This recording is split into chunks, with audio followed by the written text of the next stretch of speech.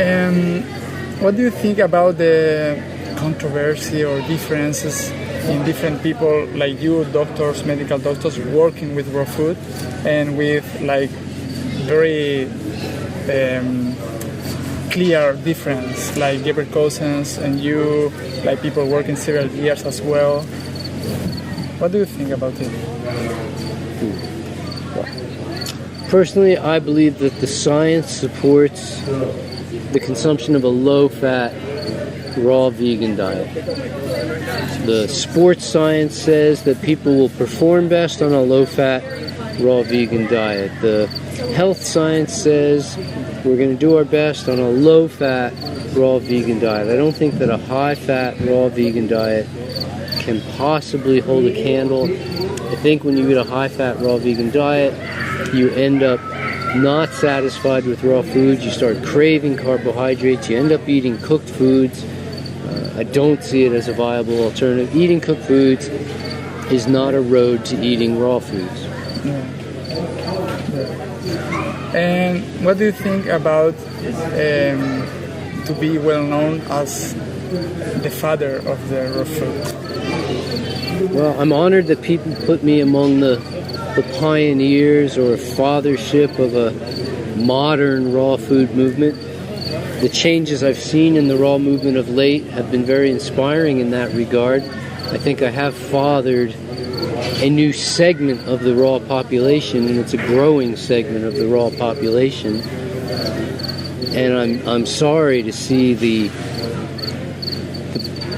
parts of the raw food movement that weren't focused on 80-10-10. I'm sorry to say that they are mostly dying out, proving the unsustainability of that high fat and grass, supplement, stimulant concepts of raw food. I think the way to go is to eat fruits and vegetables.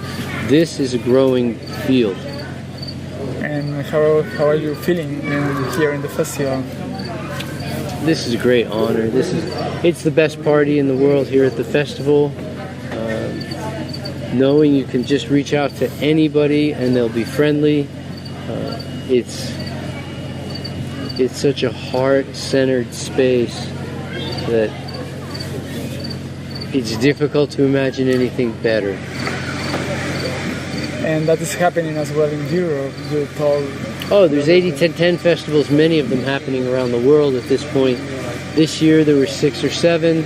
Next year there will be close to a dozen. I believe already on target for 2015 we'll see at least 20 festivals such as this. Some small, but getting started.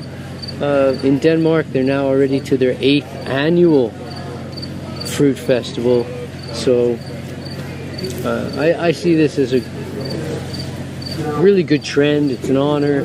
I'm happy to have started such a thing that people are interested, and I'm excited to see where it's going to go in the future. And talking about community, like because in some way we are a community and we are walking in some direction of health. What do you think about to put all these medical doctors together and all these researchers together, like Gabriel Cousens, you people, I know other doctors in Brazil or in Norway, and great people with several years working with raw food. And do you think it would be good to our community, to the planet, to the world, in some way? Because it's like a different point of view, and maybe.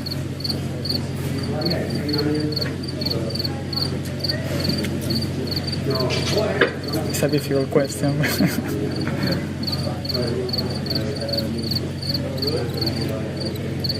I think that the various leaders are in a position that's challenging because they have responsibility to lead and teach what they teach. And if we come together, which we occasionally do, we can come together and agree on certain things. And the rest we must agree to disagree, because when it comes down to the finer points, it's funny. I did a presentation with Gabriel Cousens. he and I agree on so many things. We agree on so many things. And we consider those things to be big and important. And the difference is not so big and not so important. As opposed to the audience who sees the differences and just sort of either takes for granted or dismisses the similarities as not so important, kind of like a person getting ready to go out to an important meeting, a wedding or a business meeting or something really important where they're going to be in public eye, and they've got one hair out of place. Well, everybody notices the hair that's out of place or the button that's unbuttoned. They don't say, wow, that's the most amazing dress I've ever seen. They go, ah, there was a button unbuttoned. And so I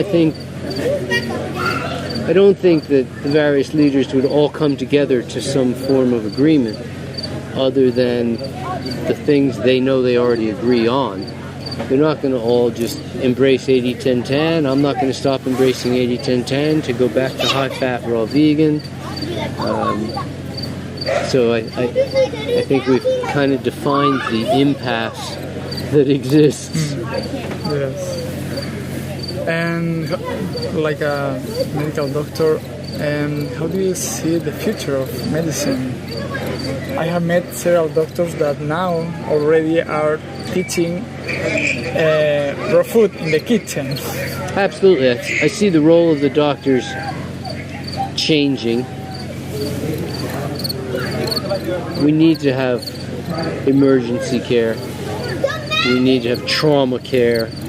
We need to have the services of medical doctor for their experience so they can tell us when we're fearful, what is dangerous, what is life-threatening, what is not, because they have all the experience and it's valuable. They have some tools and medicines that can be life-saving, and this is all good, I think. I think doctors are going to take more of a role of teaching, including diet and nutrition. Fitness training and other lifestyle factors are going to come into a greater play. And I'm certainly hopeful that the public demand for medical doctors to palliate symptoms or to suppress symptoms using drugs, that this will go down. I think that demand drives supply rather than the other way around. And so as long as people are calling for the services of a medical doctor to give them drugs, there'll be medical doctors giving drugs. When there's not so much of a call for it from the people, then it will just fritter away to nothing. Well, okay, Dr. Douglas Graham. It's truly my pleasure, Cristobal. Thank you very much. Hopefully you can come to South America. You have been in South America. This would be just so wonderful. I've been to Central America 60 or 70 times. I've been to Aruba, which almost counts as South America. I've not been to Trinidad, but I have had books printed in Trinidad and brought them up, so I have a bit of a connection there. And I look forward to my first visit to South America. What about your Spanish? My Spanish, necesita ayuda. Thank you very much. Thank you. It's a pleasure.